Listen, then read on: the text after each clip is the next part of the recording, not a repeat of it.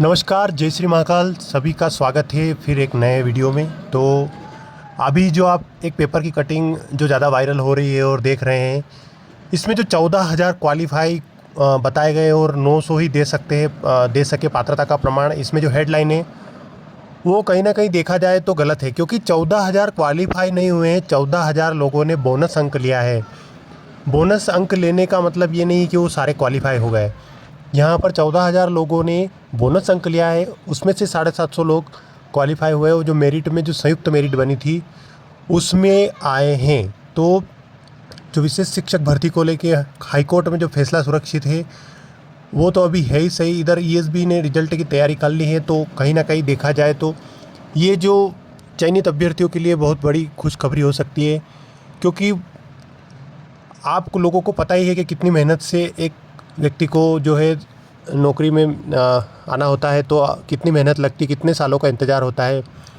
जब एक व्यक्ति फॉर्म भरता है तो ऐसे ही नहीं भर देता है, वो सभी चीज़ों से गुजरता है, उसको सारी प्रक्रियाएं देखनी पड़ती है। एक निर्देशिका जो बनाई जाती है, रूल बुक, उसको पढ़ा जाता है। साथ ही साथ जो अभ्यर्थी इसको नहीं पढ़ पाते हैं वो ऐसे ही कुछ भी फॉर्म भर के आ जाते हैं, जिनकी कोई तैयारी नहीं होती है। और कुछ लोग बार बार समझाने के बाद भी, अपडेट होने के बाद भी बहुत सारी चीज़ों को लेकर के असमंजस में रहते हैं, और कुछ जानबूझकर भी जो है चीज़ों को इग्नोर करते हैं। पता नहीं उन लोगों को क्या मज़ा आता होगा, अभ्यर्थियों जो मेहनती अभ्यर्थी उनके साथ छल करने में। लेकिन देखा जाए तो कहीं ना कहीं ये जो नॉन आरसीआई है उनके साथ में फैसला सही हो रहा है ईएसबी की तरफ से। तो ईएसबी ने अपना जो है वो दिया है। तो इसमें 14,000 क्वालिफाई नहीं है, ये बोनस अंक प्राप्त करने वाले हैं 14,000 लोग। उसमें से 750 है, तो कुछ 900 ही इनमें से पात्रता का प्रमाण दे सकें। तो अभी कुछ दिन पहले जो है एमपी में रिहैबिलिटेशन जो है आरसीआई वाला, उसको लेकर के बहस छिड़ी हुई थी कि इसमें कितने लोगों के पास वास्तविक डिप्लोमा है। तो कुछ 2200 लोगों के पास अभी वास्तविक डिप्लोमा बताया गया था। साथ ही साथ अभी जो है वो 900 ही पात्रता का प्रमाण दे चुके हैं। तो कहीं ना कहीं देखा जाए तो नॉन आरसीआई वालों के लिए बहुत ही अच्छी खबर है ये। तो ये मध्य प्रदेश प्राथमिक शिक्षक चयन परीक्षा 2025 का जो मामला है, उसमें विशेष शिक्षक के बच्चों के लिए 3200 पद है, ये अलग पद है।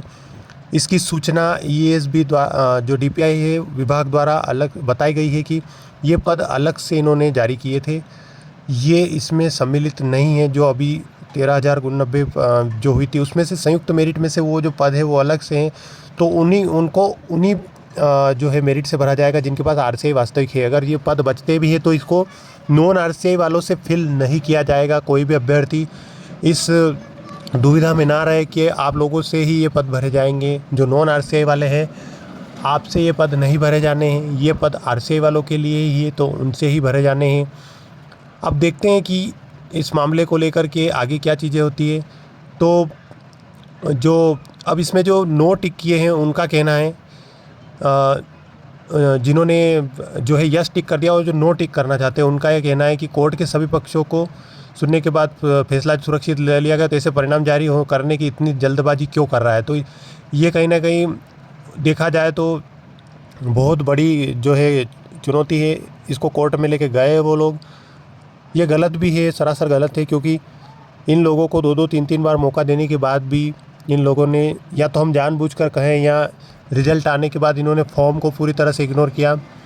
एक व्यक्ति फॉर्म भरता है तो निर्देशिका पढ़ता है, निर्देशिका में जो सारी चीज़ें होती है उसको व्यवस्थित पढ़ता है। अगर व्यवस्थित फॉर्म भरने वाला जो होता है, जो तैयारी करता है, जो वास्तविक तैयारी करता है, कहीं ना कहीं उनके हक पर जो है ये ऐसी सारी चीज़ें जो है वो उनका हक मार लेती है।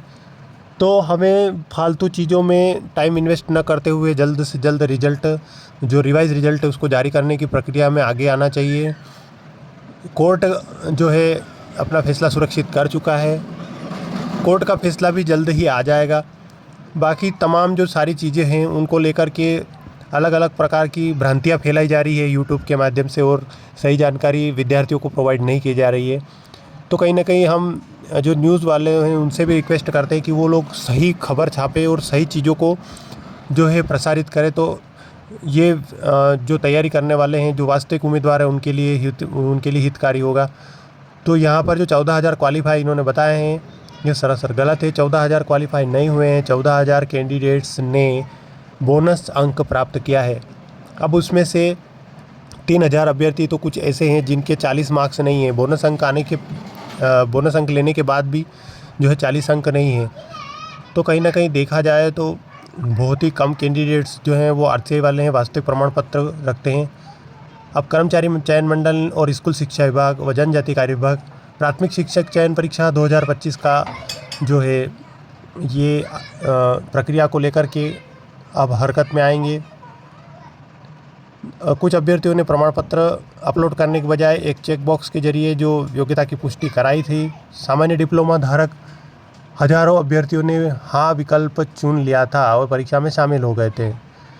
27 फरवरी 2024 को परिणाम जारी हुआ तो 3200 पदों के मुकाबले 14,000 से अधिक अभ्यर्थी क्वालिफाइड हुए, जबकि ये गलत है, क्योंकि 3200 पदों में जो नहीं हुए वो लोग संयुक्त मेरिट हुई और वो 14,000 क्वालिफाइड नहीं हुए। वो लोग बोनस अंक प्राप्त करके ये हाँ करने वाले लोग हैं, इन्हें सिर्फ बोनस अंक प्राप्त किया है, ये क्वालिफाई नहीं हुए हैं।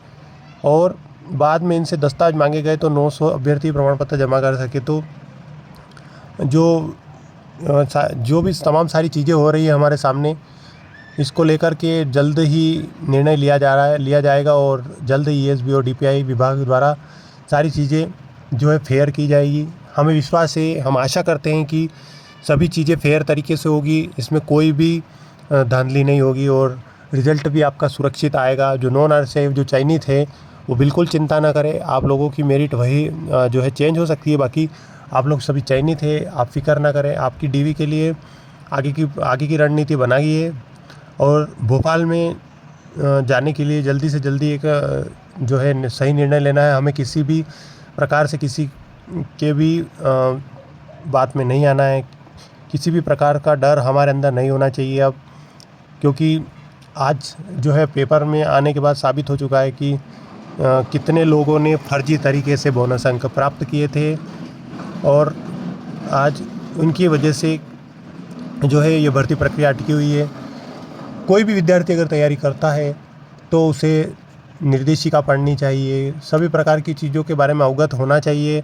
अगर वो ऐसा नहीं करता है तो इन सारी चीज़ों में बाद में ये जो वास्तविक लोग हैं, जो उम्मीदवारी रखते हैं, जो वास्तविक चयनित लोग हैं, उनके साथ भी छल करते हैं। तो ये गलत है सरासर। और आगे भी अगर कोई फॉर्म भरते हैं आप लोग भी, तो पूरी फॉर्म की प्रक्रिया, निर्देशिका और भर्ती चयन प्रक्रिया को लेकर के जो भी निर्देशिका आती है उसको पूरा पढ़ें, उसको 2 से 3 बार पढ़ें और फिर फॉर्म फिलअप करें।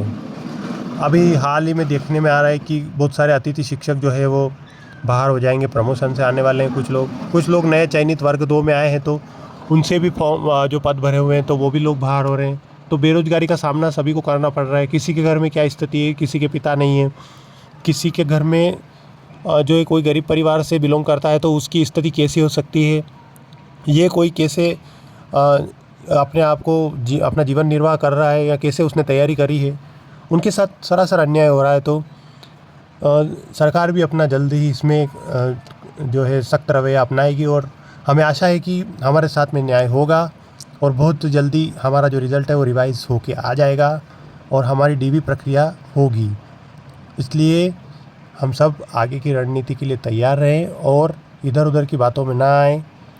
जो चयनित अभ्यर्थी है वो एकजुट रहे और अपना जो है सफलतापूर्वक ज्वाइनिंग करें। आज के इस वीडियो में इतना ही। आगे की और अपडेट आएगी तो हम आपको इस वीडियो के माध्यम से आगे की वीडियो बनाएंगे और इस चैनल के माध्यम से आपको देते रहेंगे जानकारी। वीडियो पसंद आया तो लाइक कीजिए, चैनल को सब्सक्राइब कीजिए। धन्यवाद।